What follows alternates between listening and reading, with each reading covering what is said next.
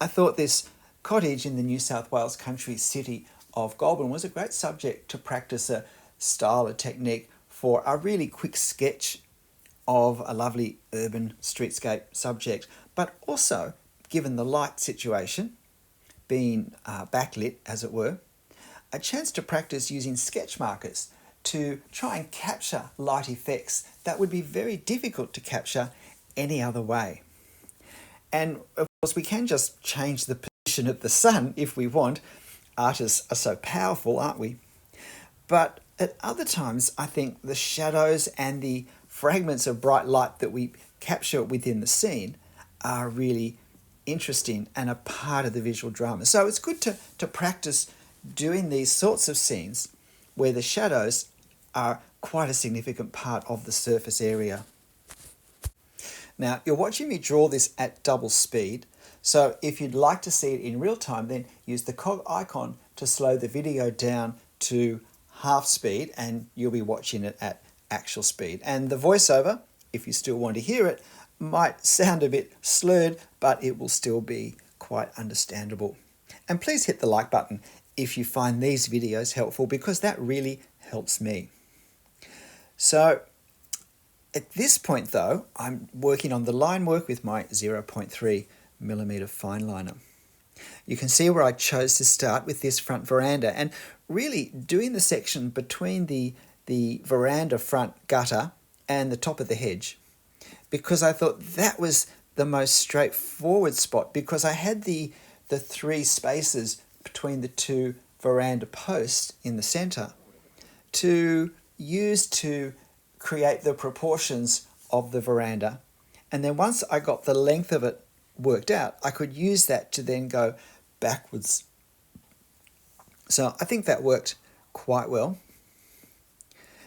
Even in a fast sketch, the first things that we draw take a little more time because we have to establish our reference points and make sure work harder at proportions. Once we've done that, we can reference more easily, more quickly. And we also, in some measure, during that first period, gain our confidence with our mark making. So I'm putting some hatching in for the windows and the door because that does affect the way we see the proportions. It's a way of checking whether the proportions are correct or not. And while I generally recommend pushing through mistakes at the very start of a drawing, if we make a fundamental error, particularly a small drawing that's not going to take that long, well, why not start? And we start in a stronger position because we now have the lessons learned of what we've just done. So we don't want to be dogmatic about these things. However, I'm happy with how these proportions are looking. And now, even though I intend to use sketch markers, I do end up doing some hatching with my pen in this under the veranda section. And I also use it for the hedge, the shadows on the hedge, and for some of the plant matter that's quite dark in value at ground level. Because I think even though I can more quickly and more easily create the values, the darks and the lights, using the markers at the end, I think having a combination sometimes of marker over hatchwork is a nice integration of the two. And it also creates, I think, a more sort of solid visual effect. When the line outline is purely a line outline, there's no hatching at all, and all of the value is and only is created through the markers. In some ways, in my mind, it has almost a bit of a colouring in book feel, even though the drawing style may capture a lot more realism than that. It still, in my mind, has a little bit of an otherworldly feel to it. So I usually like to do a little bit of hatching still, which I then will come over the top of with my markers. It does have the effect of making the effect then a bit darker. So sometimes it means I'll use one value lighter coming over the top of hatching than I would have if I was doing it without hatching at all, because the effect is a bit darker. And also, if I end up thinking it's not quite dark enough, I can still then use the darker value on top of that again. So you see me now doing the hedge. Now, this strip of light along the top of the hedge is a really important part to preserve as white paper. In fact, it's just about the only bit of sunlight that's on the house or the garden in front of the house. There's just a few strips on the ground on the lower left and lower right. So it's quite important to make sure that we both preserve the space with marks that will remind us, but then we actually take enough care when we're doing the hatching and the markers around it that we come up but don't go over the boundaries that we've set ourselves. Nothing is quite as frustrating as when we preserve some key little sliver of light somewhere for 95% of the drawing time, and then right at the end, a careless wipe of a marker somewhere obliterates it. I'm sure you all know that feeling. So I'm going to do my best not to let that happen. Now, I deliberately put marks on my reference so that you can see what I'm looking at as I try to align things. And I'm also using this pen to measure the angles to check the dots that I put in place. So most of the time I put a dot first where I think the line is going to go, and then I position the pen to see what that angle looks like as a line, and then I slide it across to see if it lines up with the reference. It means I can get a more accurate line, but it also means I get feedback straight away on how accurate was my estimation. And if it wasn't accurate, then I look at it again and I think, can I see that my dot's too high or too low? And most of the time I can.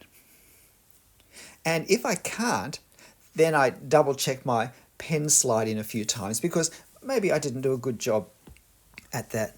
So now we've got this wonderful corrugated iron fence down here, and you can see I'm doing these hatch lines to represent the corrugations and the way, even on the shaded side, they catch light differently so that we do have some darker striations going down. There's also some variation because of weathering as well. Different sheets also have slightly different metal composition and so have rusted slightly different and producing slightly different colours. So all of these interesting things I want to add to it, particularly because it's in the foreground. It's actually pretty much the closest thing we see besides some of the grass. So if this corrugated iron fence were further back, I might just leave it as even almost a blank shape. But given its closeness, I want to have it feel like it's in front of the house. So therefore, I add a bit more detail. Now, I'm about to make a big mistake with this. Not with this line, but with this line. It angles down too far.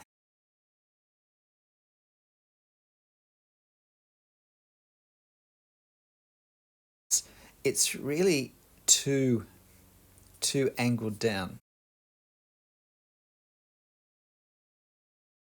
And I didn't realize I'd done it until I'd finished, turned off the camera and thought, oh, that will never do. So I actually made a correction to it. I should have put the camera back on, but I'd already taken the camera out of the thing and had untaped the drawings. But I should have put it back on before I did it. But I did decide after I'd finished it all, I put it back and just took some video of it so you could see the difference between how it looked at the end and how it finished, because I also decided that it needed some line work for the corrugations of the roof and it needed some marker. I'd actually left it white quite deliberately, not as an oversight, but as I looked at it further I decided that no, this won't do. It's looking too stark for a backlit building, and also the actual colour was quite dark. So I wanted to make it a bit darker. So I do a television aerial, a couple of television aerials here. Important with these sorts of details to keep them nice and loose, and if we're not happy with our first take on that, just leave it. Don't try and overdo it. Go over it again, as I did with that telegraph wire and made it far too thick and heavy. I should have started at the house and then went across to the edge of the page, because then it wouldn't have mattered where it finished. So I'm now using N0. These are Copic sketch markers. I use the brush end. And in this drawing, I'm using a combination of N1, N2, N3, and N4. The N is just the code for the neutral grey colour. These are really economical way, whichever brand we use, to really create an effect very quickly in just a few minutes. So in real time, this marker stage took me 6 minutes, and it really did transform this drawing into a backlit house as opposed to a house of indeterminate lighting. So doing my best to preserve that strip of sunlight on the horizontal edge of the fence. And so it really is a case of going back and forth, back and forth.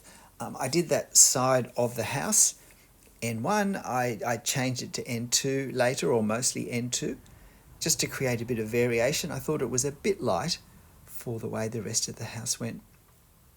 So I'm using the marker both for the shade and the shadow effects, but also simply where the colour, as in that blue edging that we have to reflect the colour.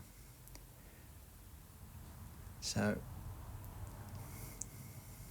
you'll notice with that picket fence, I drew the pickets by drawing the spaces between them. So we're getting close to being done, I think.